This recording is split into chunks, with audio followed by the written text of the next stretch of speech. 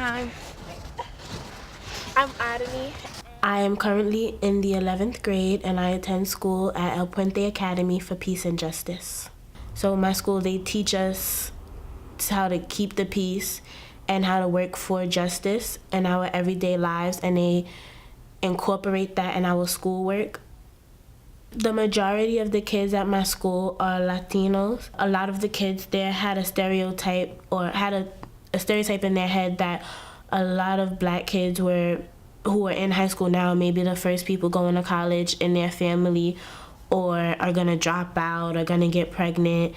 But then after they got to know me, they saw that I'm just like they are, where I'm not the first person in my family who's gonna be going to college or gonna graduate from high school. I'm probably like the 800. I'm coming from a long line of people who went to college. Like in my school, they consider me dark skinned because I go to school where most of the kids are Puerto Rican and Dominican and Ecuadorian.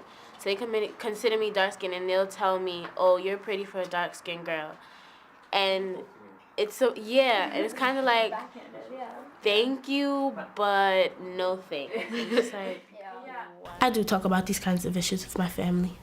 It comes up in different type of ways. Like my grandfather, he was around during the civil rights times. And sometimes when I meet different people and they see my last name, they're like, "Are you related to Liam?" And I say, "Yep, that's my grandpa."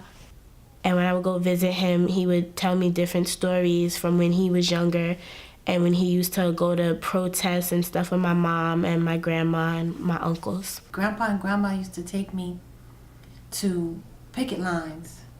I remember we boycotted Key Food on Myrtle Avenue, over there near where you used to go to daycare.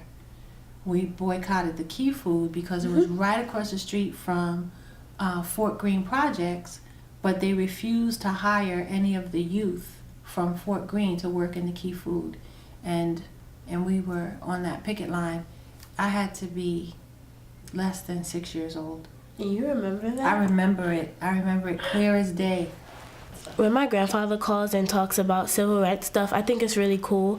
I think some of the things that he tells me are still relevant, but I think there has been a lot of improvement since from when he was younger, like around the 1960s maybe till now. I think there's been a lot of improvement. The people who are higher in society thinking that because we're black or because we're black that we're not gonna make it in the world, we're at risk of failing. I would define racism when one race is discriminatory towards another race. Yes.